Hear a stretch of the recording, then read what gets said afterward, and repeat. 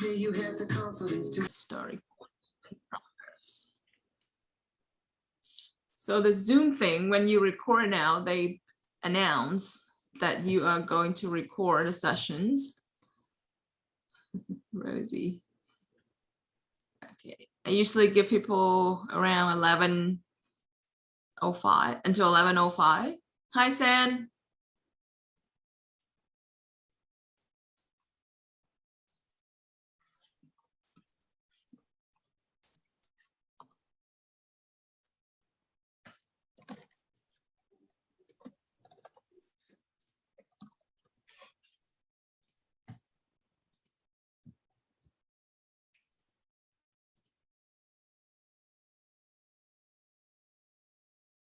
Ooh, new hairstyle. San, you hear me?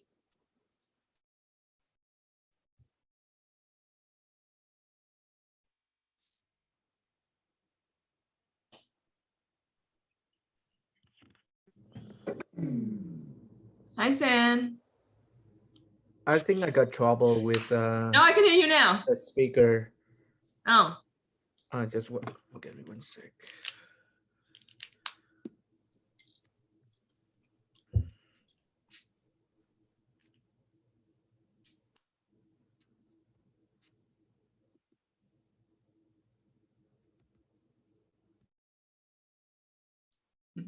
Hi, welcome back. Hello. Hello. Been a while. Been busy. Yeah, I know. It's been a while. It's been a while. I'm glad you still remember me. It's funny. Miss Flora, you see my new hair? Yeah, exactly. That's what I would comment on. I was like, wow. Did you dye your Got new hair? hair. Yeah. Yeah, I dye it myself. Yeah. That looks amazing. Something new. It was actually gray before. It was gray before, but now it turned yellow pretty quickly after a week though. I want to look older. I want to look older though. Why? No, but it's actually make it so your hairstyle makes your it's brighter, so it's create like a different. It doesn't look older like you want it.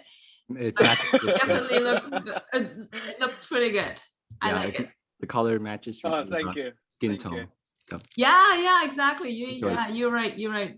Exactly. So cool. Yeah. So let's start. Okay, 1 second. I have an incoming call.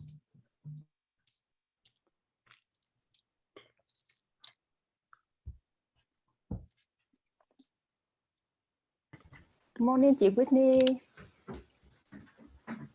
Good morning. How are you today? I'm doing well. How about you? Good. Hello, Miss Wan. Oh, hello, boy.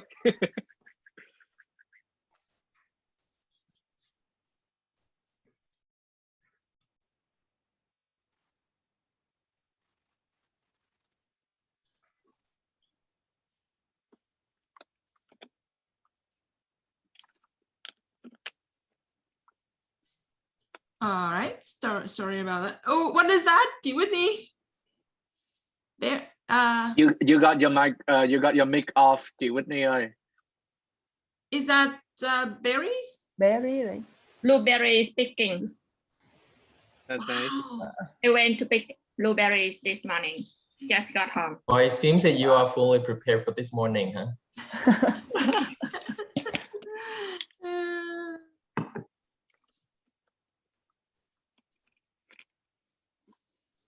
Where is Ngọc? So I think she. So she's messaged me this morning. She's busy. So we Uh-huh. only have William today, and then we can do Really? know each other. I think that she got stressed though. I think probably she got stressed out. Oh my yeah. God. From San, yeah, she was like, San was too much, so I couldn't handle San. I want to chicken out today. No, I'm just kidding. She's just busy, so she'll sit next time. Okay. Let's go. So let's start. We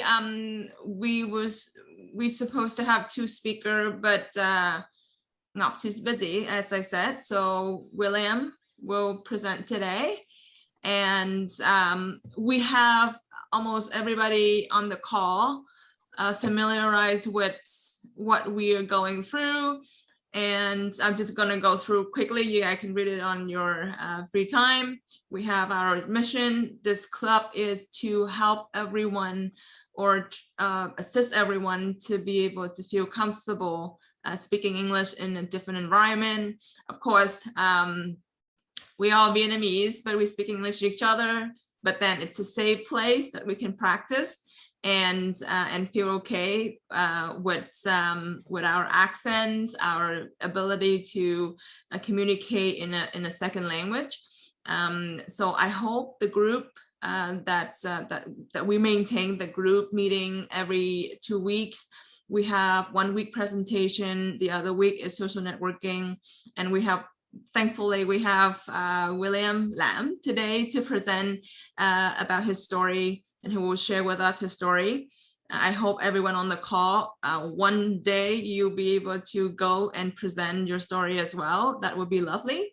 I'm not going to go through all of this. Again, this event is supposed to be for you to have fun, enjoy, practice your speaking and presentation skill, be yourself, respect each other, and enjoy. Agenda, same thing. We have presentation for 10 minutes, feedback, and then after that we'll have questions and answer, and then we also have a little bit of networking after that as well. So William, the floor is yours. Okay. Well, I thought I'm gonna have like an opening act before my presentations, but it seems like I'm going to be the sole speaker today. So I'll try my best, and hopefully that what we're going to talk today is going to give you some information. When I get asked to do these presentations by Flora, she asked me to do something about procurement career, and I thought to myself, well, I think I'm going to do that, but just for now, I'm going to get out of that obsessions with procurement and supply chain management, and just tell what I've just been through, just in order to land it in the company that I like, and the job and the career path that I really get inspired for. So today I'm going to tell you about my personal story, how I can actually get there, and with the belief that you guys at some point of your life or right now, you already get there. But if you're going to try your best, you can get there. You can get your dream job and dream company and dream place you want to be. So it's gonna be a very long story since I've been to Canada. Here, I don't want to go through like I started schooling here and college, and then I studied blah blah blah, and then I get through a lot of applications in order to get my job. But what I want to focus on is how I did it, and I hope that how I did it actually resonate with you guys, and you can actually take some points to your story, to your personal journey, because I know that job search is an inevitable thing that all of us have to go through at least 1 or 2 or several times in our life. So just a little bit briefing about my professional background. I basically started my career in supply chain management a few years back in Vietnam.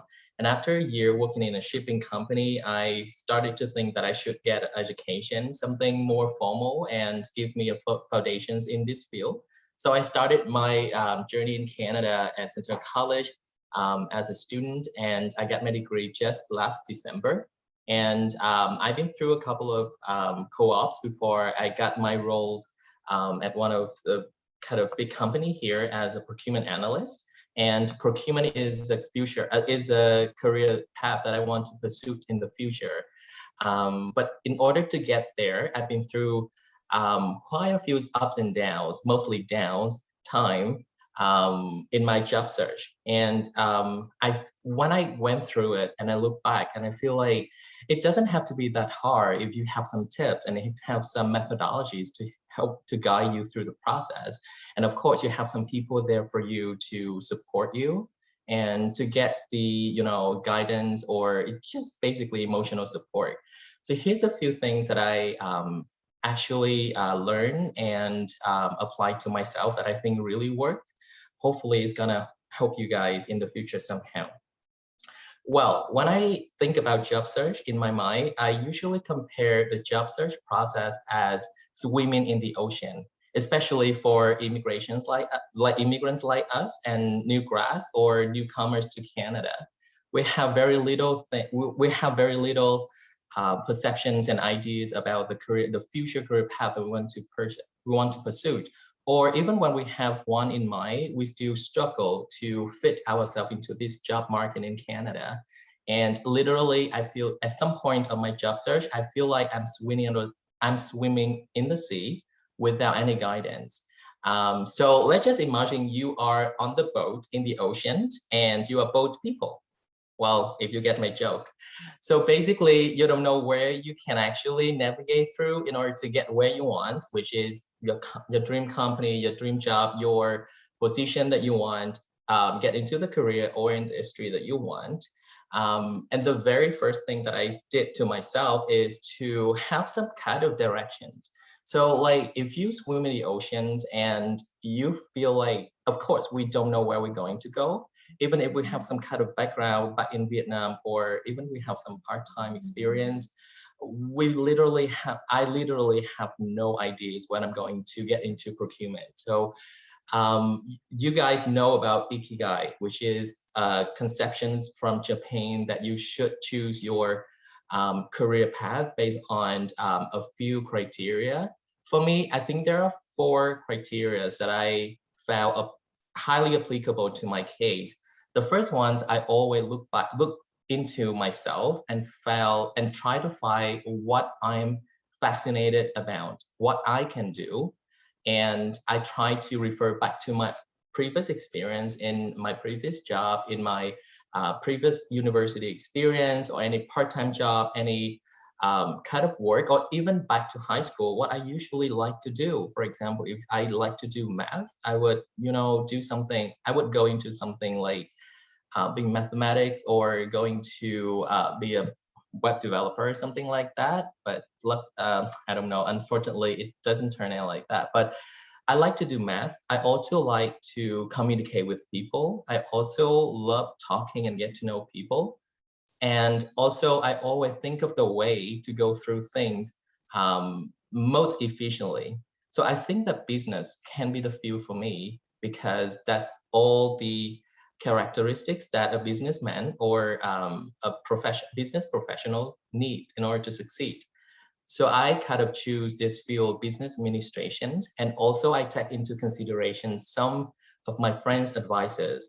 I talked to a friend before, and he just told me, hey, do you want to get into supply chain management, because that is a very happening thing here in Vietnam, and maybe in the future. And I think, okay, it sounds reasonable. Marketing and finance is too much for me, and marketing is too competitive for a person without the background within business from the get-go. So I chose supply chain management to go into, knowing that the field is abundant. We have a lot of opportunities and segmentations within supply chain management, and it can be a very potential lane for me to explore. And I picked my my kind of like very initial decision about my future career path that way. The next criteria that I chose in order to identify what I want to do in the future is how helpful, how useful that would be for the society. And in kind of like in a simple word, is how I can help other people, how I can make other people's life easier and create value and add value to an organization, to a company, to a group that I'm in. And it's actually a very interesting thing, because if you notice, whenever we create values or we make people happy, we will feel happy ourselves too. And that can be the encouragement, very small encouragement, but it's gonna accumulate and becomes your passion someday. And I think that's the underlying meaning of passions to myself, that if I can do something well, I can do something that make people happy, and I keep doing it for a long time, it become my passion. And the final criteria that I use to choose my career path is if I get paid for it. I mean, I'm good at a lot of things. Origami is one of the things that I'm good at. I love to doing it. My friends love to receive my origami kind of products, but I don't think they're gonna pay for it. I mean, not yet, maybe in the future. But then you have to choose a thing, because when it comes to career path, it's basically a job that you have to make ends meet with. So you should have, I mean, I think to myself, I should pick something that I pay well, or at least average, that I can actually make ends meet and make some savings, and, you know, give myself a safe space to do other things that I like. So those are the 4 things that I use in order to navigate or to identify my directions, what I can do, what I do best, what I can do to make other people happy, and what I do so that I can get paid for.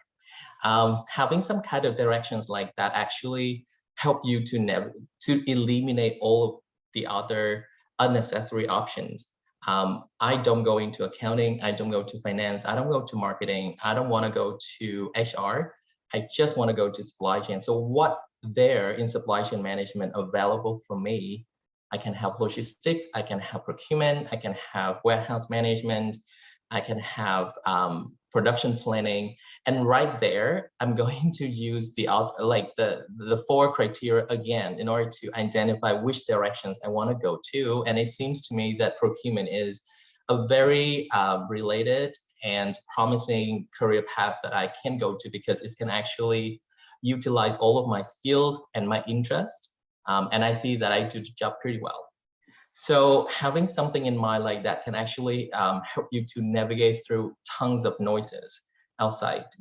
The second things that I did, and I'm keep doing it, is to try to grasp any buoys in your life. When you are in the middle of the oceans, right? You have to have all the helps that you need.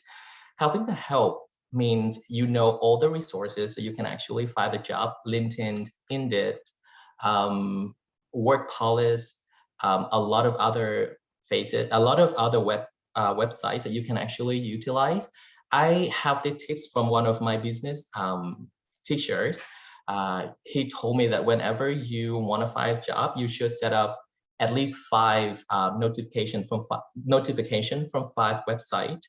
You should have at least 3 recruiter or job hunter working for you. And of course, you should set an alert for a job in 10 to 20 companies that you targeted. For example, I really want to work for Google. Everybody wants to work for Google. So you should set an alert for a job when it pops up with the term procurement or supply chain management. And it's a part of knowing your field, like what you want to work in. Do you want to work in tech? Do you want to work in government? Do you want to work in oil and gas, those kind of like high paid industries? If you can, I think that it's gonna be great if you know that here in Canada or in North America, we have all the abilities. I want to assure you we have all the abilities to get everything we want, so long as we have a plan and we know how to implement the plan and stick to it.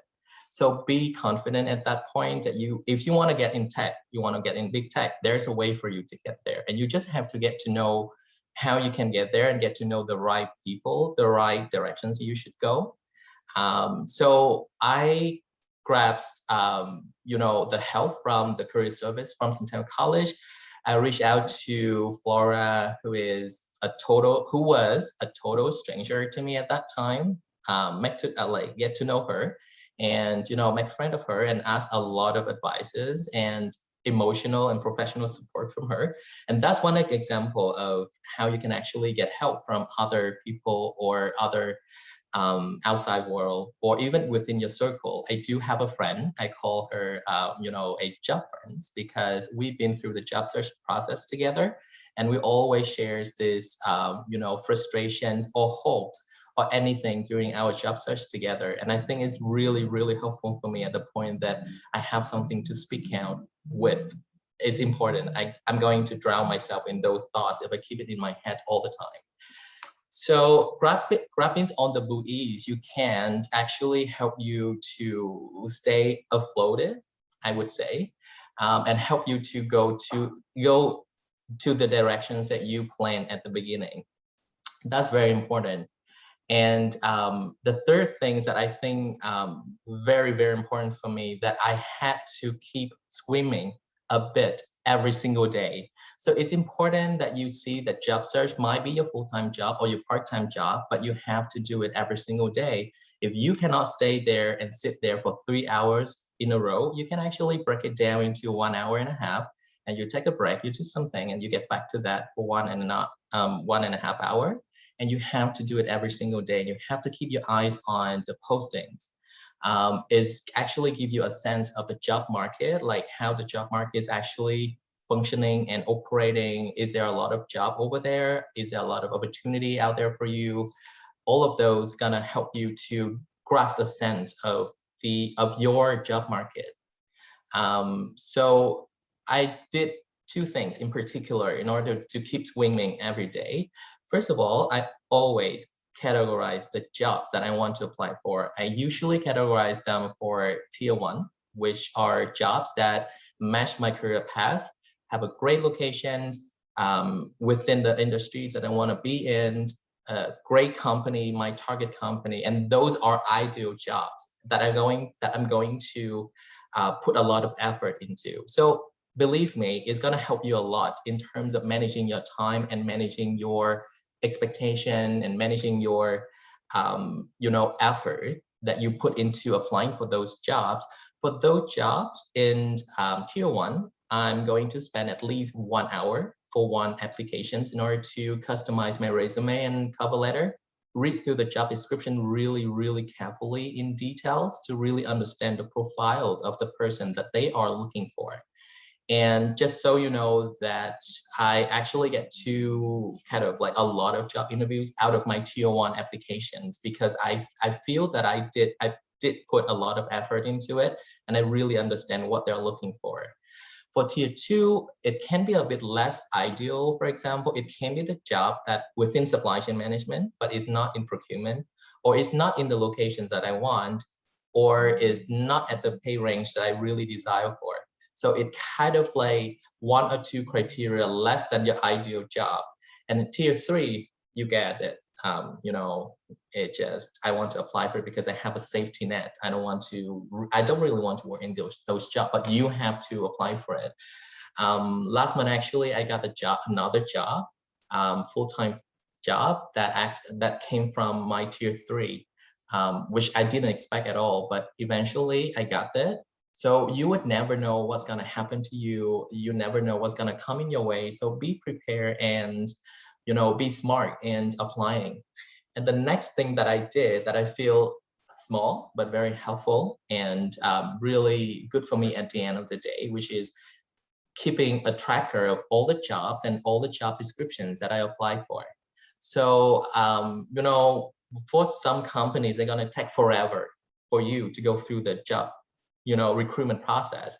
So at the time you apply, it can be February, and at the time you interview, it can be like May or something like that. And if you don't have the job description to refer back to, you would be clueless about what you're interviewing for. And it's really bad if the job is actually within your first criteria, in your tier 1 criteria, right? Because you want to know exactly what they're looking for, and you want to actually use the keywords in the job description in order to, present yourself.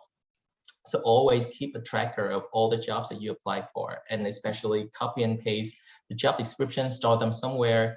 I still remember, and I keep a statistics of what I applied for. For my first co-op college, I sent out 43 applications. For the second job, due to COVID-19 pandemic, I applied for 84 applications, and I got three job offers. And for the hunt for the full-time job, I actually applied for around 60. So actually, I know what effort, how much effort, how much time, how much energy I put in there, and I really managed it. And it's gonna help you a lot when we move to the next things. The last thing, which I think the most important, which is managing your emotion roller coaster. I know for the fact that some of you are, professional in job searching. You had a lot of job before. You applied for a lot of job. You know the application process very well. But I'm pretty sure to you that it's gonna be a roller coaster. It can spend over 1 day, 1 week, or it can spend over a couple of weeks or couple of months, or for some people it's even years. So I know a couple of people who spend a lot of time, at least a year, in order to get their very first full-time permanent job in Canada. And I think it's kind of like very normal for immigrants like us to take that long time to get the job that we really want, or just get a full-time permanent position. Our very first job, especially for new grad. So managing your emotion is at most important because it's gonna keep you sane. I'm not kidding. I mean, you don't want to present, you don't want to apply for a lot of jobs. You wait for half of the year, and when you get the interview of your dream job, you appear like an insane person, a desperate person. You want to appear as professional as you can, and you want to exert that energy to the interviewers or the hiring manager to show that, oh, you are a really emotionally stable person who can conduct the job and who will not be an asshole in the team. So basically, I have a couple of tips that I use in order to manage my emotions and get through the job application, the job search process safe and sound. The first thing that I did, or actually I learned, is knowing what's coming. So you know that the job search process can be very exciting or very hopeful because it shows you a new futures, new opportunities. You're going to have higher salary, you're going to get into a better place, you're going to get closer to your dream job, everything. But you also have to be aware that it's going to be a very frustrating and exhausting process. And this process can actually spend over weeks and months and years. So it's important for you to know that there are some peaks and valleys of this process as well. So there are good days that you get a lot of interviews, but there are also not so good days that you don't hear anything from the recruiters. And you have to tell yourself that it's frustrating. Yes, I acknowledged it. But this is just one of those days that you feel frustrated. There would be more to come, and you have to get back to your pace. You have to get back to your normal self, your well-being self, in order to keep going with this job search. So knowing what's gonna come, gonna help you to be prepared and not be so surprised when there's any valleys that you have to go into in your job search, and how you can actually know these ups and downs is actually talk to people, talk to those who went through the same experience before, talk to those friends that have more experience and have more experiences in applying for job, and talking to your friend to know what's normal and what's normal. And sometimes what is abnormal for you is actually normal for other people. When I applied for the government job, I didn't expect that it's going to take me 5 months. I never actually expect that. For other job, I applied, the span of the process took like 2 weeks, but you know what? I went through 2 weeks of 5-6 interviews, which is really intense. And I have to prepare for each of them very carefully. So it can differ from one job to another job. And by talking to people, get to know what is the norm in the industry or of the job, the company you're applying for, really help you to prepare yourself for those ups and downs. The next thing that I do to manage my emotion is to process my emotions. I know that you're gonna have to encounter a lot of anxiety, a lot of frustrations, a lot of worries, a lot of desperations sometimes, or most of the time, but you have to process that. You shouldn't suppress those feelings and just say it's normal. no, it's not normal. Seriously, you are being anxious and you are being worried about your future career path. It is normal. The normal you is to go out, have fun, be happy, be with happy people. So it's important for you to process, or it's important for me to process those emotions. And what I did to process those emotions is to, first of all, I keep a journal apart from the tracker, the job tracker that I kept. I also kept a journal of the job applications, especially for those days that I got interviews or those days that I found a very exciting job. I would keep a journal and I keep doing it for like 10 to 15 minutes every single day. And it's really, really helpful for me to get rid of those negative emotions or those exhaustions that I have. Sometimes I just write stupid thing like, oh my God, I'm so out of this. I'm so done. I'm going to buy myself a car when I have my first job. Something very silly, but it's gonna help you. It's gonna keep your spirit up. So try to find a way to process your emotions. Don't suppress that. And knowing that those can be healthy as well if you know how to process that and express it in a positive way. The next thing that I do that I cannot emphasize enough, which is finding support. You have to reach out to a career coach. You have to reach out to your friends or family members or anyone who have more experience and more stable than you in terms of emotions and mental state. You have to get a friend to share these experience with. You have to get all of those support, because for me, although I got something out of my mind, I got an amazing job, I got an amazing career path that I want for, but I cannot deny that I got a lot of support during those days. And I cannot thank them enough for being there for me, talking to me, listen to me whining, and actually giving me, very good advices. And those gonna stay with you. Those gonna strengthen the relationship you have with your friends and with the circle. And you're gonna basically have something to talk about when you go through all of this. So having all the support around you is important. And again, who knows what's gonna come? Maybe one of your support can actually offer you another job opportunity that you never actually think of, right? So be active in engaging with people and sharing your emotions and your experience. Now, talking about engaging, I would have to say, apart from sharing and talking, you have to engage into energizing activities. In other words, exercises. So you have to find an exercise that you like. Might it be running, might be playing badminton like what I did, might be doing kickboxing, something that really picked up your hormone, your adrenaline every single day. So you have to try to find a way to factor it into your daily life, knowing that it's going to help you to keep yourself sane and normal and healthy and resilient. So you have to find a way to do that, although it's really physically exhausting at the same time. And some friends told me that, Lam, I really exhausted with the job search. I don't want to have another exhaustions and disappointment about myself by not being able to run for like 10 minutes. I know it's gonna be hard at first, but then you get used to it. And when you get used to that habit of running, for example, you would feel that it's kind of like something fun that you do to get yourself out of your head every single day and do something differently. Something energizes you. Okay, so the last things that I think I did in order to manage my emotion and my expectation at those times is to put things into perspective.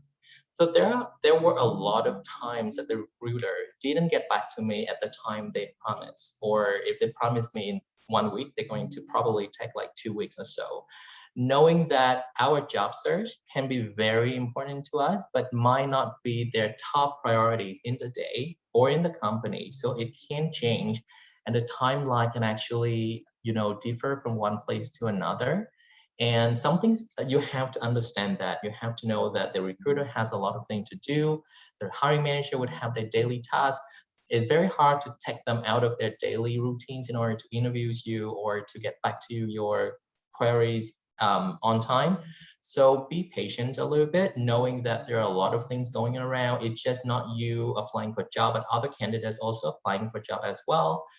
one day you can be very excited knowing that you are the best candidate for the job, but the next day you would know that the job went to someone else, and is totally normal, and is just a matter of, again, expressing yourself, process your emotions, find some support, and get rid of it. Okay. So I think this is pretty a lot, and it's kind of like a very long speech. But all of those are things that I went through and I use, and I actually found, very efficient for myself. And I'm sharing with you. Maybe you can pick some of them, maybe you can pick all of them or none of them. But at the end of the day, you would find your way through the job search application, the job search journey. And I know that you will get there. You just have to get on your boat, find your directions, and head out, and you're going to get to where you want to be. And I always have that belief in myself and in yourself. So thank you so much for listening, and I hope this helped you. Thank you. Thank you so much, William. And it's been over 20 minutes, and you guys noticed that I didn't stop William because we only have one speaker. But I have to say, my first impressions with William is like amazing. Even though he was telling that, Florida's a total stranger. But when I first met William, he impressed me so much because his detail oriented. I'm not a detail oriented person. I'm not, even though I work in IT, and Sam's laughing. Okay, stop that. But I have to admit, he's very, very detail oriented, and that's why it fits what he's doing. Job shirts and being in the procurement and read contract and stuff like that. Because when I go through with William on his job shirt, he literally have every single company that he applied for on the spreadsheets. And I learned from that, because that's a great tip, guys. If you search for a job, you keep records of what you're searching for. Or maybe something, someone you're dating, you keep a press read of who you're dating, you love with. I'm just kidding, just the upside. But he's great. He have great tips on how you do job search. He well prepared for his interview. I'm impressed. And he said, oh, Flora showed me that. But I learned a lot from William. I learned a lot on how he searched for a job, how you be patient, and how you prepare for interview, and be patient with your job search. So if you're new grads, be patient with your job search and be prepared with William. He had so much great tip. And origami, I love to learn those. I don't know how to do them. The only thing I did was just like those stars that I make for my husband in a jar that he still keep them, and I totally don't remember how to make them anymore. And Sam keeps laughing because, anyway. So supply chain. So we have at least 2 person in this call doing supply chain. So I know William's reason. Swan, why supply chain? Well, I think it came to very practical reasons. First of all, I want to do a degree in business. So within business, I found that there are a lot of competitions in other functions like marketing, finance, HR, and I found that supply chain is kind of like a myth for everybody, a lane, a promising lane that no one actually noticed, or not a lot of people notice. So I can actually earn competitive advantage over other people if I go into this. It's kind of like a well-paid field as well compared to other business jobs. It's pretty new. It is high demand and people willing to pay more for experts. And it's actually a combination of calculations of math and business acumen. So I have to understand how business run, but I also have to sit down and crunch the numbers. So it's really something that I can do. I specialize in physics and math. Back in high school, I did pretty good math, and I also be pretty outgoing person for the past couple of years. So I think those combined together can actually help me to thrive in supply chain management and in procurement in particular.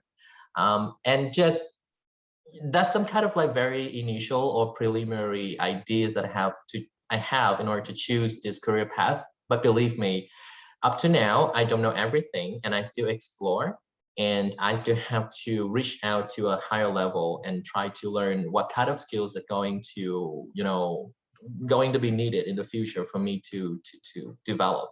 So I'm still exploring, but it's so far so good. Like I said, I still feel that I create values. I still help other people, help the company, and it's something that keep me going every day until I get where I want to be.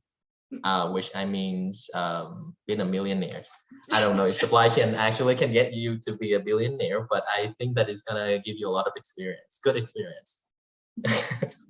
Awesome, thank you. San. Why you keep pointing the finger at me, Flora? I know you're my favorite with Sven as well. Well, Maybe she likes the new hairs. Maybe she likes the new hairstyle. It's so outstanding out of us. Oh, thank you, man. Thank you. I appreciate that. Oh, I've been through a lot, so yeah. So, any comments then? He was a great presenter, I guess. Like really, really good.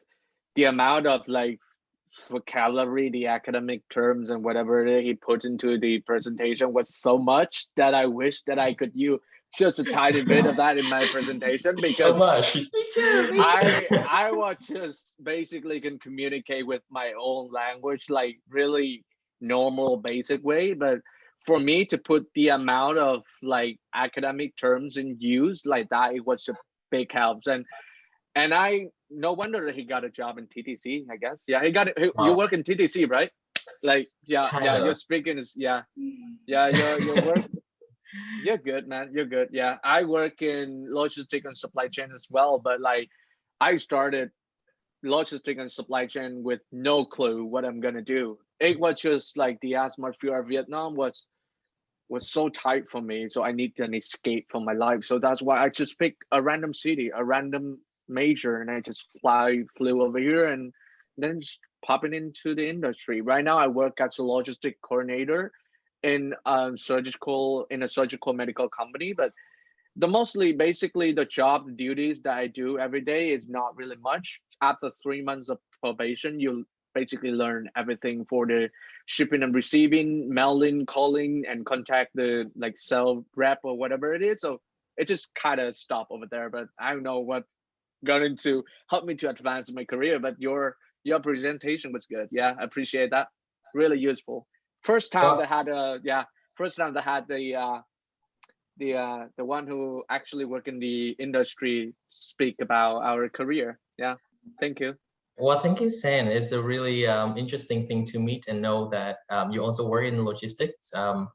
I chose not to work in logistics after 1 year working in that international shipping company, but it's kind of like, good experience in a way that something that you're not go into, right?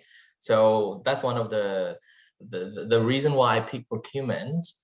It's just interesting that you also mentioned that you work for this company, and I don't know why, how that I work for TTC and now I'm Flora's colleagues. But if you noticed, because this is kind of like a sharing section as well, so I just sharing my thought. If you notice, I omit the information that I work for TTC because I don't want that to be my identity. I want to show people that I work in procurement. That's going to be my long-term goals. That's going to be my long-term career path. TTC doesn't define my identity. It can be a very good stage of my life that I started to work for TTC for now, and it's kind of like big company, good place to be. But it's not. It's going to be a part of my identity later, maybe, but it's not something that I want to introduce myself with. And this is actually a research from a, I think she is a psychologist for Philadelphia University, a really big university in the US. And she wrote this one. If you can go to a networking event and you just introduce about what you are doing without introducing about where you are working, that's going to be the goal of the networking event that you should go into, because people need to know about you as a person, as a work that you do, and as the long-term goal of your life, not necessarily the place that you work for. So I also really appreciate that you are so interested into my background that I'm working for TTC, but it's just something that I want to say. And professionally, I think like it's not really necessary for me to go to networking events. I work for TTC, and I think that it's going to be big name, it's going to big brand name, it's going to impress people. You know, maybe it's big for me, but for other people, government place, never. Kind of things, you know what I mean. So yeah, it's just I something that I just share. I just assume that it's from I read a text from Doug Oh, in okay. the chat area, and I thought you're working in TTC. That's why I thought he's making a joke over there, and I think that you work in TTC, and I think that you work in TTC. That's why I'm speaking that you work in TTC though.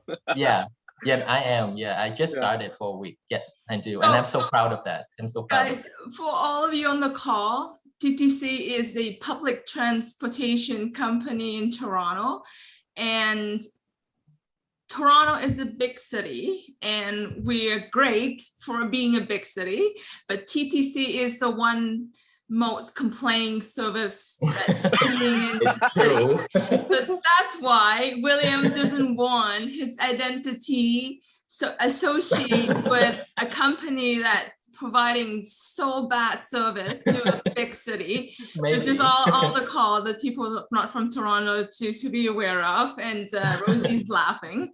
Yeah. But you know, it's great that we in Canada and we in big city, and same thing, William, when I wanted to work for the TTC, I was like, I'm gonna come there, I'm gonna change the whole thing, I'm gonna make subways better. 2 years after, I'm gonna be like, oh gosh, Manager. it takes so much to change something. Yeah. And that's why all of you on the call, when you find your first job and you work for a company, you was like, I'm gonna be there, I'm gonna change the whole world. And that's how I felt as well. Yeah.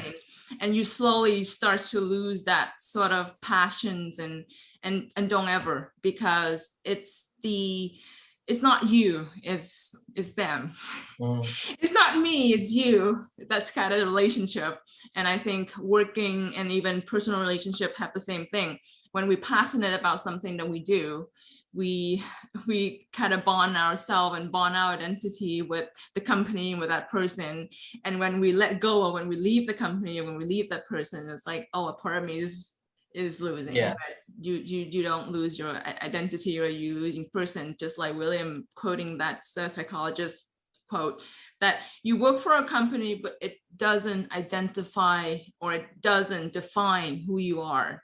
Who you are is always who you are, and you always thrive wherever you are, either professionally and personally, right? And Rosie, I think William has a great tip for you to find your job. 45 companies, right? Flora, I think it also, like the point that we just discussed, also works the other way around. When you work for not so big company or just a local company, you have nothing to be ashamed about, because it's the work that you do, is the values that creating every single day, that the long-term career that you want to pursue actually identify who you are. It's not like, okay, I work for a local small no-name company and I'm not proud of myself kind of things, right? So if you kind of like, if we can all get rid of that idea of, okay, I'm working for a big company, I'm working for not so big company, I'm working for just small company, then we all be proud of the work that we do. Then that's the most important thing at the end of the day. Maybe you are not working for TC today, but maybe in the future, like in 5-10 years, you're gonna get into a bigger company, Amazon, for example, right? So yeah, that's my point. And that's why I want to encourage everyone to work for Amazon, because they're so big. And it's so great on your resume that you work for Amazon. I'm a big fan of Amazon. Adam doesn't. He isn't. The reason why I like Amazon is because Jeff Bezos, you guys, you know those guys. Why do I like Jeff Bezos? It's because his mentality and his leadership principle. It's not about I manage you, it's about you, a person, you're doing great, and you would help the company thrive. And that's why if I don't have responsibility, I'll probably, aim for Amazon, because the principal leadership help you grow as a person professionally, right? So Whitney, you have a question or you have a comment to make. And I hope you enjoy your blueberry. You know, just one thing before you make comment, we was in that physical social gathering, and I hope, you know, we would see you there. I know you live really far. You make a trip a month ago or a few weeks ago to Toronto, but you know, and in some time, I hope to see you in person as well. Yeah, I hope I can meet everyone in person very soon. So regarding the sharing, so I just want to make some comments. I find a lot of similarities between William's job search journey and mine. So not sure if we have anybody who is in their job search journey right now, but I just wanted to point out a few things. So the first thing is that we both knew what we wanted to go into. So a lot of young people, especially young people, new graduates, they don't really know what they want to do, and they keep looking around, so on and so on. And we know what we really want to work in the field, like the kinds of jobs such as procurement. I personally really want to work in human resources. And the second thing is one tip that is very important, and that is something that I learned during my journeys as well from a friend. So previously, as many other people, I applied like almost everything that I found online. For example, I set up like the auto notification on Indeed and on Glassdoor, and I basically applied for all the jobs that were online at that moment. And later on, I learned from a friend that it wasn't enough. So a better way is to target some companies that we wanted to work at. So for example, as for William, he really chose TTC in the very beginning. So there is a very special tip that I wanted to point out. So we want which companies that could be good employers, and we focus on those companies only, check their websites, set up job alerts, etc. And that is a very good tip. And that way, when I think it could be a little bit slow because not all of them are posting the job all the time. So basically, we have to miss by applying on Indeed and following the job alerts from those companies. And but that way we get good practices. So for example, like for me, going to job interviews is a good way to practice our interviewing skills. And if we don't apply for the jobs in smaller companies, we don't get any practice, and suddenly we get a job interview at a large company. So at a time, I may say that we don't get enough practice to present ourselves in front of the interviewers.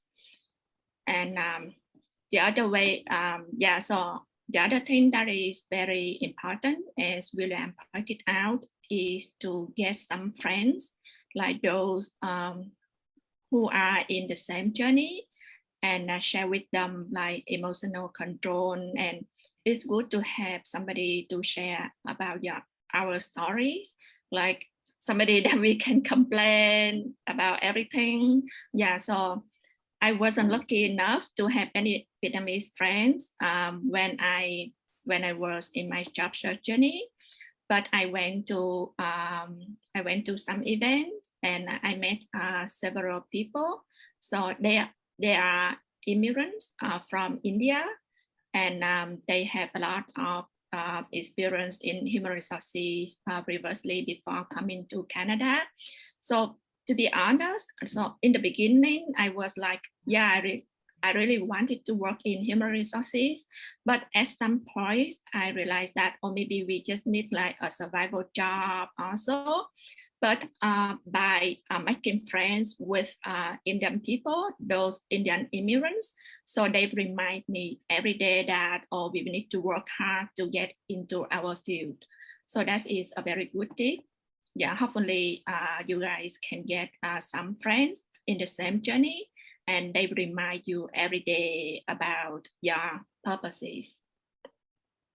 And chị Whitney với chị Flora, I have some really weird feel about helping people within the community. Like I see that a lot of like Indian guys that I know, they really help each other. But for our community, when I see the Vietnamese people, now I'm not saying it to anyone, but lots of the people that I know for my network in school or when I read the news or whatever, the Vietnamese community, it tend to push other people back of the position. They're not trying to help other to. So if you secure a job, it's your like, if you can help some other people to land a job, that's good because they're not really gonna steal your job. But like the other people, like I don't see it, but I see it a lot. Like people, Vietnamese people outside, they would just keep, oh, you can do it, so don't apply for it. It's not good for you or whatever. Even I don't know. Like it's just my thought. I just don't like it. But yeah,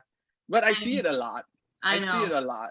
I understand what you mean, and that's why together with the HNV and Swan and this club, I hope that we spread that sort of mentality out to help others, Vietnamese.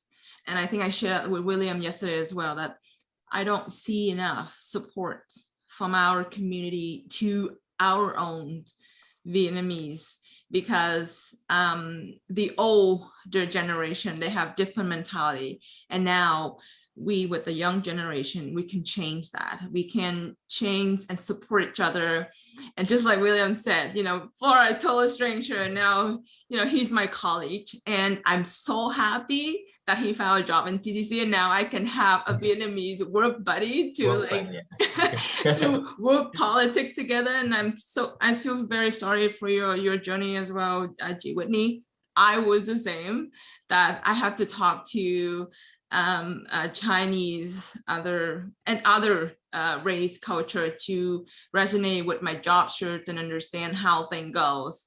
And I didn't have a support back then, and that's why I want to stand up and say, guys, I'm the Vietnamese who want to support you, even though I don't know much, but I will support you mentally, maybe mentally and physically if I can, in my power, to help you. And I hope others will feel the same way and support others as well. And that's why G. Whitney is here to support us in the SpeakUp. Sam's here all the time. Swen is here. She has something to say, and I'm sorry I speak too much, but Rosie also have comment because she's gonna go to Canada in August, and hopefully she'll have the support from the community like everyone else. So before Swen makes her comment, let Rosie talk and make her comment. Okay, thank you, Chief Flora. Thank you and William for the very nice and helpful presentation. Yeah, so actually I was a student in supply chain, so the same industry that and William is working for it. I just got a question for William related to how much of what you study from school have you in your daily work. And the other more important question is, do you sometimes review your notebook, like to support for your work? Because now I'm just finished my first year in my school, and I'm gonna continue the second year in September, and gonna graduate in next May. So I just wondering, like, I'm taking note on the time, but I feel like it would be useful, but I don't know how to organize the note, like which one I should be set aside and let it be prepared for me and ready for me when I need to review my knowledge and everything for the work in next summer or something like that. So just want to know some experience from you and maybe understand as well. Okay. So thank you a lot. Thank you so much for your questions. There, I think they are very popular among students in new class. How much we learn from school that actually can be applicable for our jobs. I want to answer your second question first. Do I keep my notebook or do I keep my notes during class? I have to tell you that I consider myself as a book smart person. I'm not so street smart person. So everything I do, I prefer to read it in theories first and try to have a structured knowledge or, everything that is proved scientifically by research. I would go from there. So I have to say that I always enjoy reading the textbook and, learn from that.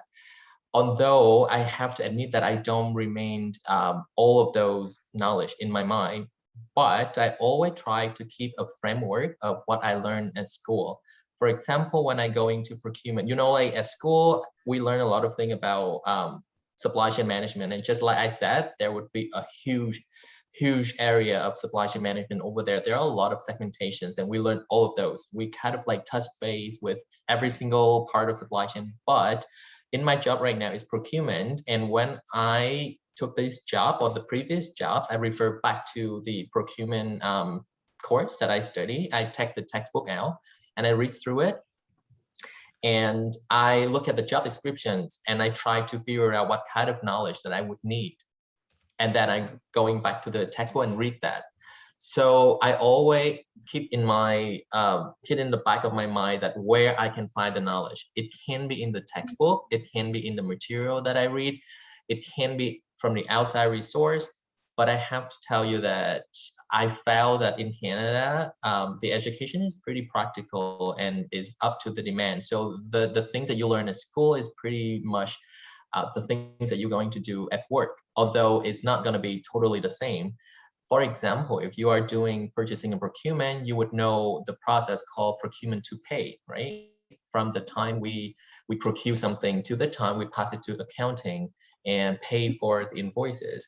No one's going to tell you what is procurement to pay process and what are the stages of procurement to pay process. When you get into the job, you yourself have to train yourself and you get that knowledge from school. And that's when and where you're going to go back to the textbook and read. What is the procurement to pay process? What stages?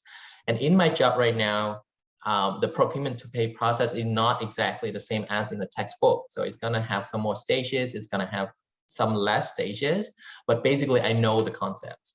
So that's actually where you can utilize the knowledge you learn at school. And I myself always keep a PDF file of all the material that I have in school, either it is case studies, either it is especially textbook and course book, or any kind of assignments that I have.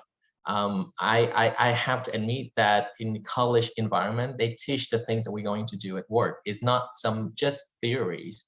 So it's very valuable for you to really pay attention to the assignments and to the case studies that we did, because I do a lot of things, of course, in a more extensive level of the things that I learned at school. So yeah, that's good to be, and especially if you have a degree, use that. It's just not something that you go to school for 2 years and you say, I learned nothing. I myself have to get over this thinking that everything I learned at school is just not sufficient for me to do the job. But the reality, it is not sufficient. You would never ever find any school that teach you everything you're going to do at work. They give you the framework, they give you the methodologies, they give you a way to research your way out of a task. But you have to, learn more in the job training. You have to learn more in the designations. You have to take more classes. It's the reality, it's the norm. So you have to get used to that. And school, even you get to the master degree level, even you get to the PhD degree level. I do have friends who are PhD in supply chain management, and the higher you go, the more specialized you go into the field. So basically you don't know anything. You don't know everything about what you study. So you have to equip yourself with the self-study skills, self-research skills, and learn, unlearn, and relearn everything you might learn at school, at work. So that's what I found in reality. Like, Yeah. But if I keep claiming that school doesn't do anything for me, then it just kind of like hurt me at the end of the day. Instead, I take a pride of what I did at school and try to take it from there and just improve myself more. So I think that's a positive approach. I hope that is gonna answer your question somehow. Yeah, it is. And I still remember one time you told me that even though you study offline, it's still hard for you to digest all the information and knowledge from school. So I just finished my first year fully online from Vietnam, different time zone and everything. And I study in the school that have very intense schedule. So I got a lot of information and new knowledge, but everything just online. And I feel like it's really interesting, but I need more time to digest because my body clock is different. And the thing is, like, if we study on campus, we can spend more time with the professionals and instructor to ask more. But like, feel like in the online environment, people just want to leave the room as soon as possible. And even though after class, I almost pass out, like I don't have energy anymore.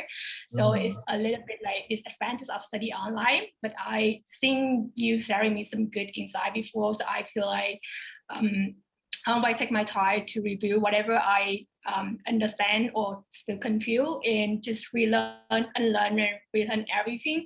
And one more good thing from what you just said is, I should learn how to study and how to work, how to find out, like asking right question and find out the way to solution for it. So that's the way that I know from you and also my Black classmate. Like, one good thing in my class, even though we study diploma, but a lot of my classmates, they already work in the industry for like a few years already, or even they are manager. So I always keep the habit, like whatever the teachers say, I'm asking them, are you gonna do that at work? Like, to double check, because sometimes it's very like theoretical, or it's kind of like, it's hard for me to figure out how it's in the real work, like to be in details or in small tasks. So yeah, I think it's what we learn the most for now is learn how to ask the right question, how to research and find the resources that can help us to learn the way to find out the solution. So thank you for that. Well, I think that I know that you are very ambitious business professional, and I really, really love that energy from you. And just to assure you that you are right, we have a lot of things to digest, we have a lot of things to learn, but you forget one thing: we don't just have 2 years of college to learn all of them, we have the whole life to learn them. There's a saying that we usually overestimate what we can do in 1 day, but we underestimate what we can do in 10 years.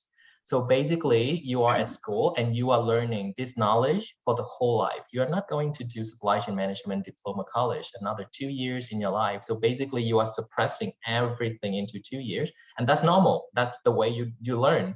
So try to take in as much as you can. Keep a record of what you study. Keep kind of like an archive of your material, because going into the future, you have to refer back to them and learn and kind of like absorb them day by day. And then that's what I feel, that's what I actually discover when I transition from school to work, because they're not going to be there to test all of knowledge you have to have, right? They're going to give you time to do the job, to develop, to like grow. So basically, you have time in your life to refer back to them, read the material, and start to absorb.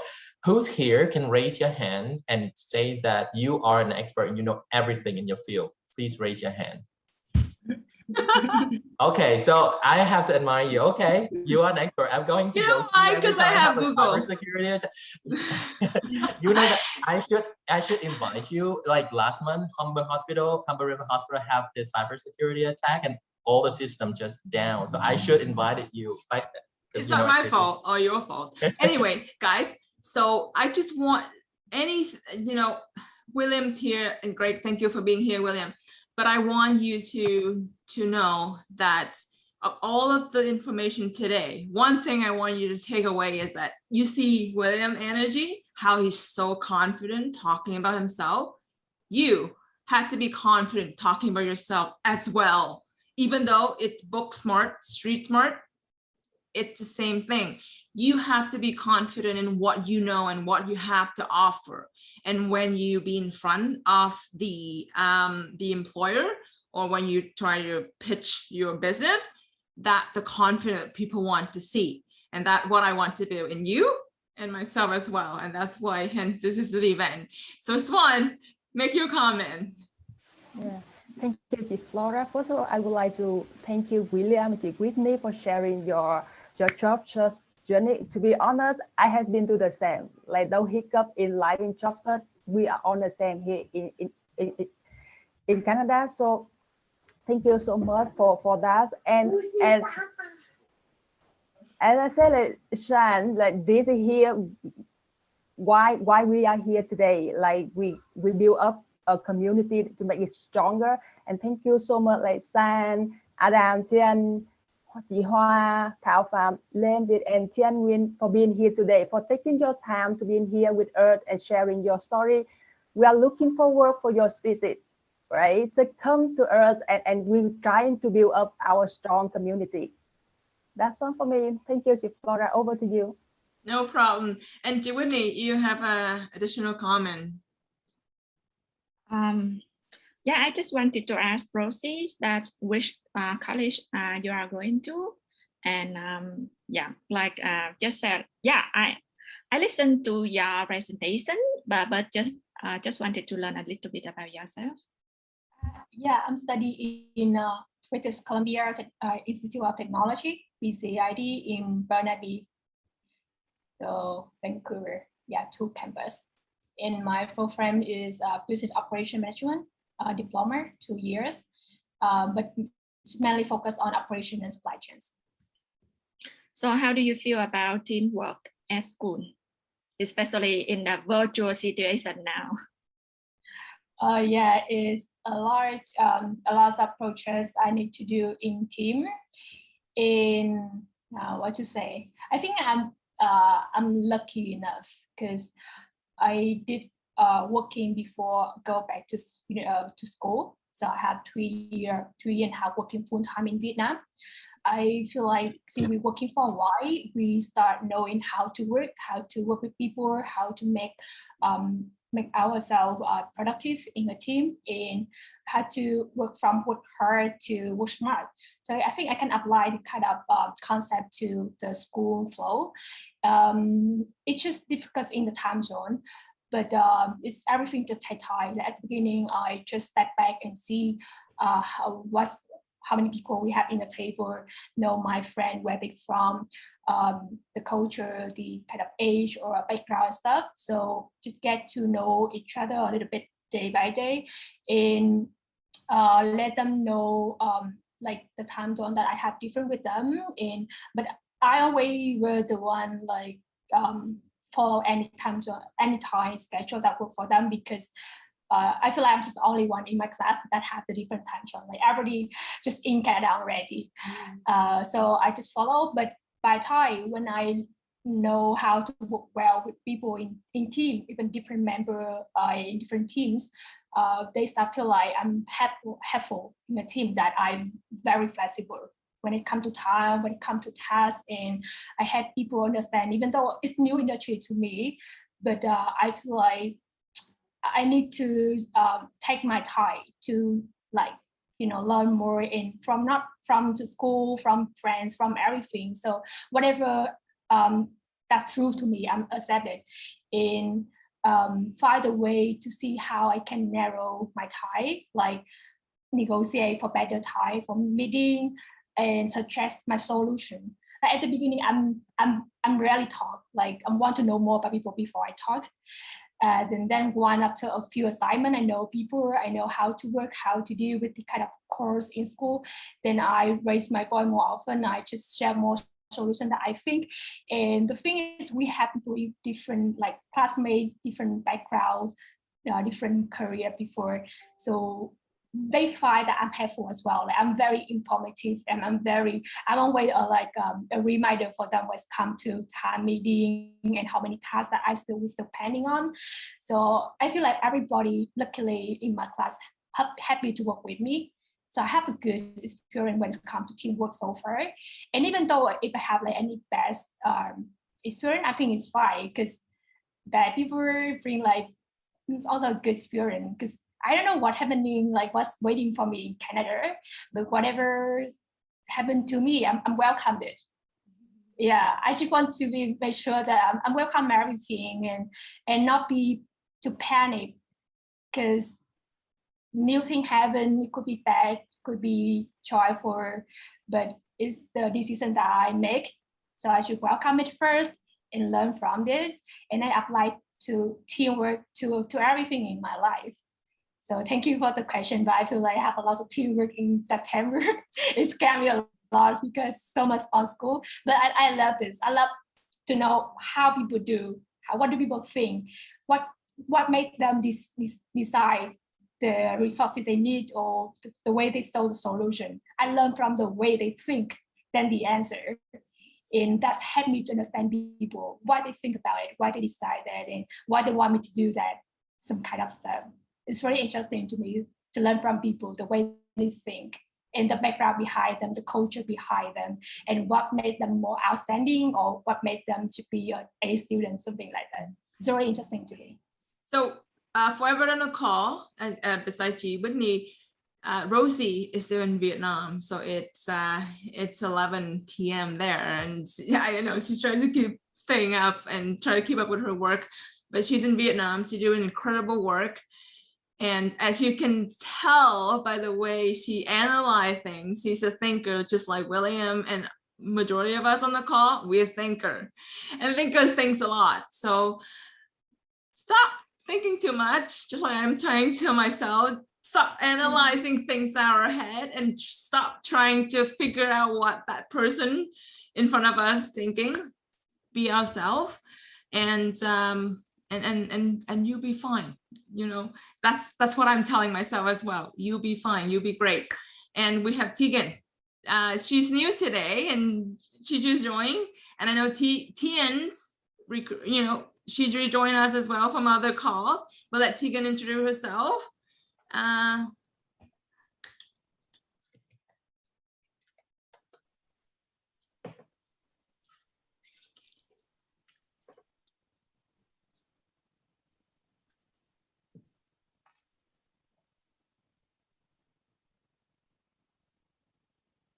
There's an arrow near the microphone button. You click on that and you choose the speaker you want. So it's going to be auto set into the system of your laptop or whatever. But if you use a microphone, so you Are you sure you don't want to be an IT tech guy?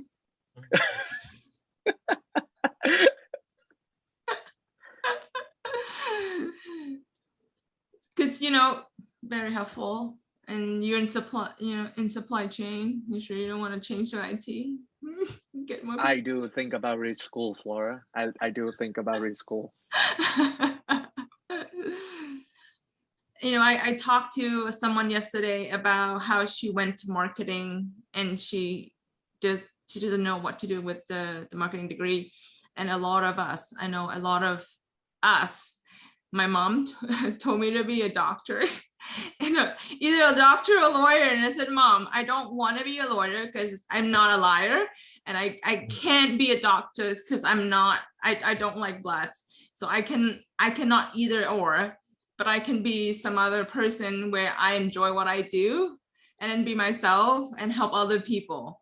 So she said, okay, you can do IT because I know you're very helpful. And that's why I'll go back to Stan. It's like, do you want to be an IT help desk guy? Because that's what we do. We help people solve computer problems. So Rosie, so in the time that we're waiting for Tegan to come back, so when I don't know, because we both didn't have any experience in logistics and supply chain before, and when we get into graduation and when we're trying to find a job search, I just want the heads up for you that if you apply for an entry-level job at our kind of job, the required skill that the employer that aim for you is not the knowledge that you gain from your school much. It mostly about the people skill, because working in supply chain management, it all about teamwork and make the process to be work smoothly.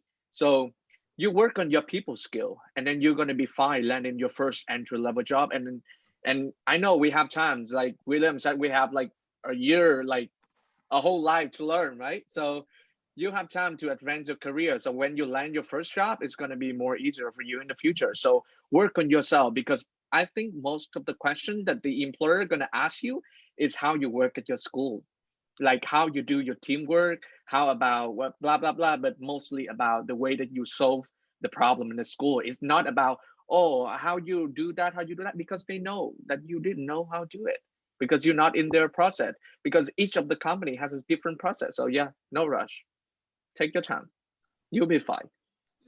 Thanks, San. Okay, go Tegan. You ready?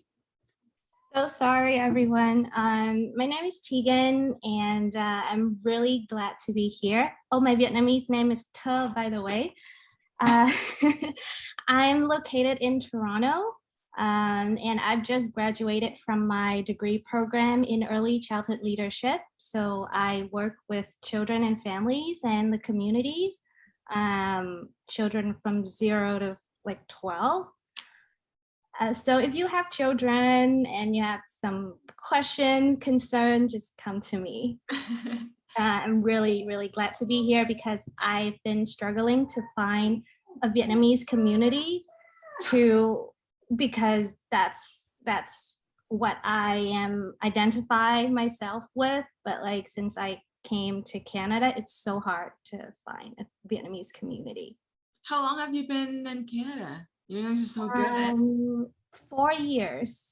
Really? Yeah, I came in 2017, April. 4 years? 4 years. Your English is so good, and you're focusing on early childhood. It's like, oh my gosh. How do you adapt with the culture?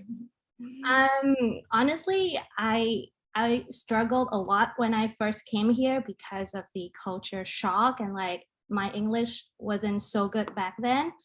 And you know, like working with families and children, you kind of have to speak good English. Exactly, yeah. So I worked so hard on that, and I think that's one of the reasons why I didn't try to find Vietnamese people around me, because I want to immerse myself with English speaking people. But now that I am ready, I want that Vietnamese community back. You make me feel so bad because it took me like over 10 years to get this sort of talking, and I'm still struggling because there's certain things that are like, I don't know. And certain things when I talk to my kids, they don't speak Vietnamese at all. Yeah. Don't judge, guys. But when you have kids, you know. But 4 years. So one day I will get you to present the tip how to speak that good in 4 years. That took me over 10 years to do that. I will try my best to share all my lessons, experience or whatnot. But I think my secret is that I learned French when I was really young, and I learned French for like 12 years. So like in Vietnam, instead of studying English, I study French. So that's why it helps with the pronunciation. But like grammar wise, I'm not that confident. Wow, you speak 3 languages. Awesome. Sam just keeps like laughing. Okay, let's Tien share a little bit of what's up, Tien. We have 4 minutes to go. So let's hear Tien share his story for the past couple months now, Tien.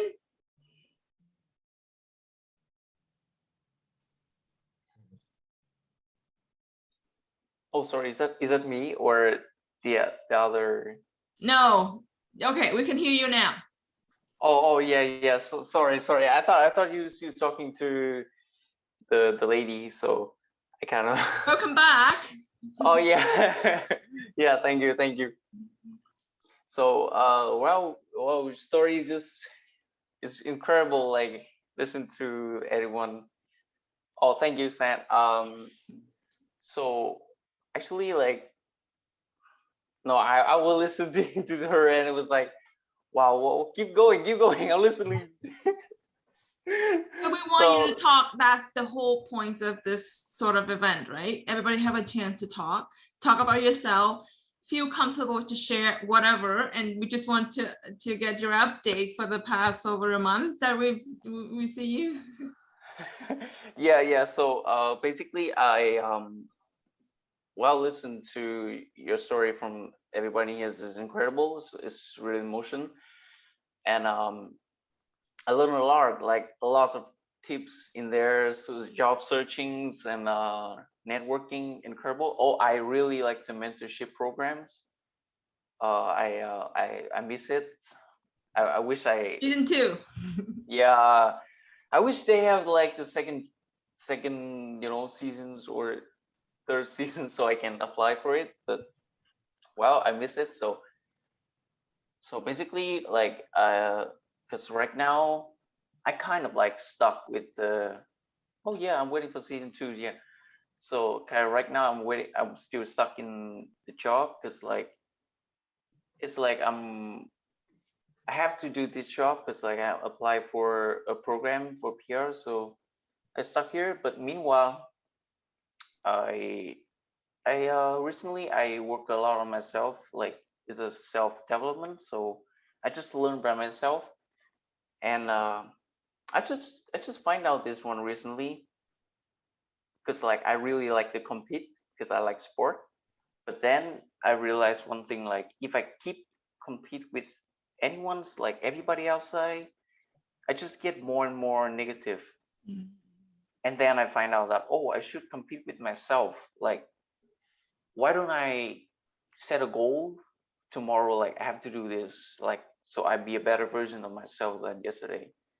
And I pick up from Rosie. Yeah, I like the idea of thinking, like analyze people.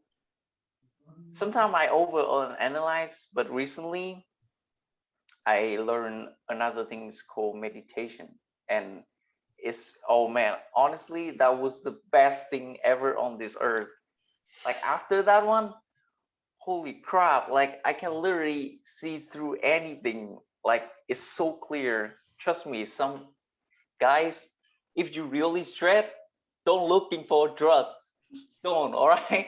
Trust me, that's the advice. Try meditation. If you can do that thing, I swear you can put all the stress in the world away from you.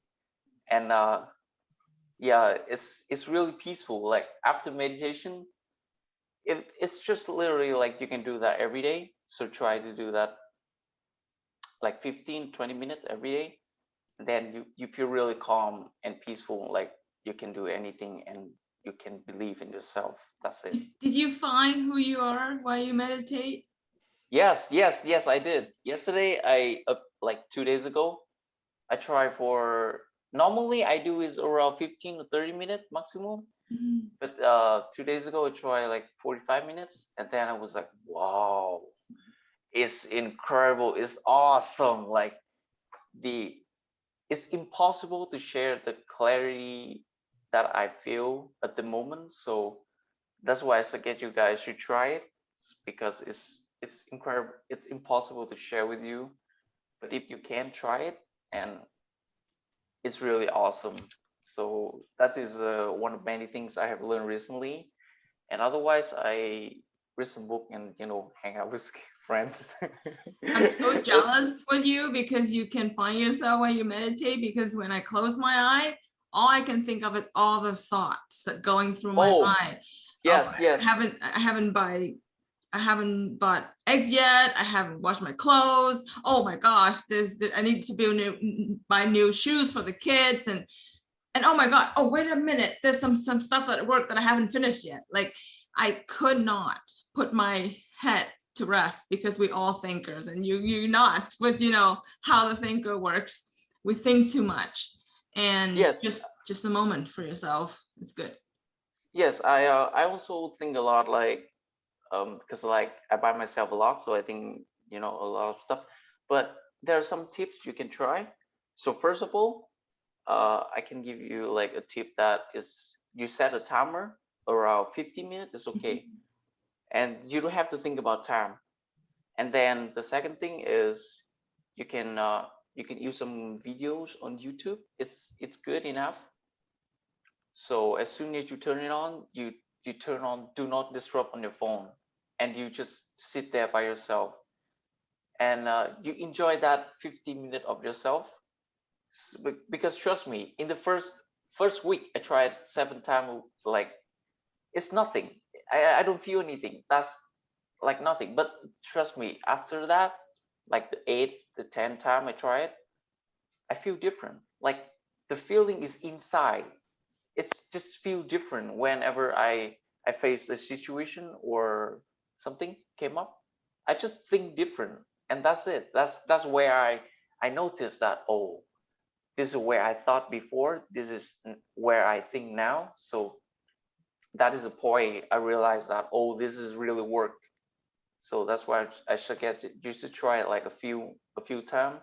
So after 7 days, you can feel it. Trust me. Just give it a shot and you can feel it.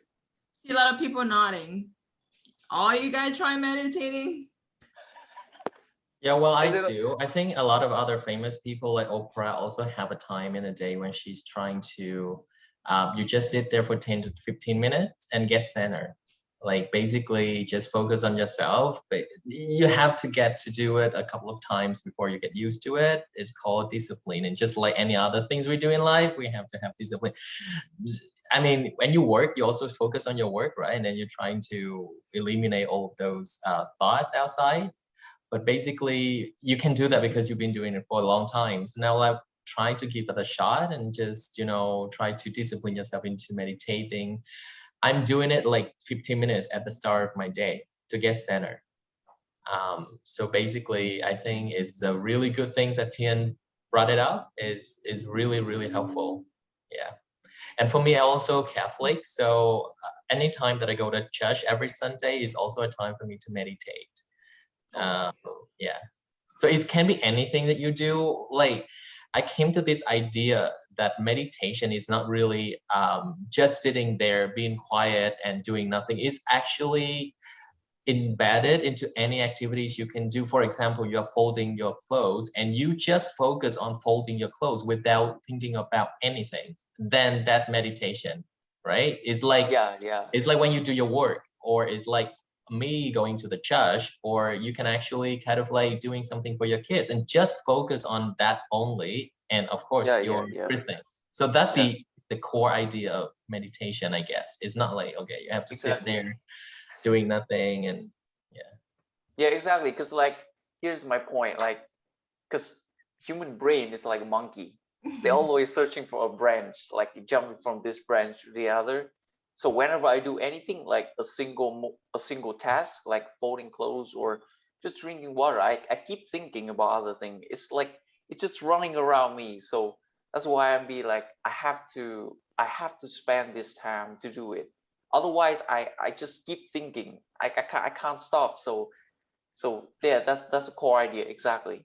So that's why I know that I have to spend this time to meditate. So yeah, that's pretty much. You can do that during a walk. I mean, during the time I walk, you can actually breathe the fresh air. And also, it's kind of silly, but I think it's very useful for me. When I walk, I kind of like count my step. I just focus on counting my step and see, okay, if I kind of like step this one longer than the other one. And after a while, that's the only things that I focus on at that time. Of course, you have to look at the road as well. If you don't want to get hit on the bus, get hit by the bus. So basically, yeah, that's the idea. You can actually try to do it with other things, but the core idea is just focus on what you are doing only and just try to get out of any other thinking. So I found it's super, super powerful too. Cool. So if anybody want to connect to each other, put LinkedIn or Facebook on the chat. We can connect to each other. And I know Adam went away with his camera off to meditate. Let Adam talk a little bit about his meditation. We have visitors coming and I need to do a few things before they came over. So, when you have visitor, you have to clean up your house before people coming in so they don't judge. That's a normal thing. Anyway, so put your LinkedIn or Facebook on the chat if we want to connect to each other. we went over half an hour. I hope you enjoyed the session today. And again, this is the call that I post on Honging Big, and I hope that we all find the community that we want it to be within the Vietnamese community. And I know there's familiar faces. If you need support, you need us to comment on your presentation, mentor support, like William mentioned earlier, when you search for your job, and even personally, you come in, you talk to us in different languages, and then we can connect on LinkedIn or Facebook, talking our languages. But these are the kind of support that I'm looking for and I hope that we can, we support you in any career job or any personal life, any problem you have. And that's what the community that I want to create, that I want to have people support each other. I support you, you support another person support another person. And that's the community that I want to build. So I hope you enjoy the session today. And I hope to see you in next sessions. Good. Any last comment you want to make before we end the call today? Just so you guys know, we have a social event 2 weeks later. So if you guys wish to come connect, have a good chat, or whatever comes to your mind, or just come and to have a little practicing on speaking English, or just going to see new people, or bring your friends with us. Bring your friends said like, oh, I got this event, and then people go in there and they talk some really funny stuff or some really useful tips, and tell them to join us. And yeah, it's gonna be the community we want to build is as big as possible. So the bigger it is, so the better it will be, right, Steve, Flora? I hope it's gonna be better soon in the future. It will be better, Sam. I love your hair. Looks great on you today. He's gonna dance for the social event for us. I can do belly dance. Hopefully, we can bring you in Toronto, so we can socially together and then interact. But anyway, Rosie, have a good night. Thank you, dear Whitney. Thank you, everyone, for the call, and I'll see you in 2 weeks. Thank you, Thank you, Flora, Thank for you. organizing all of these. Yeah. Thank you. Bye, William. Thank you.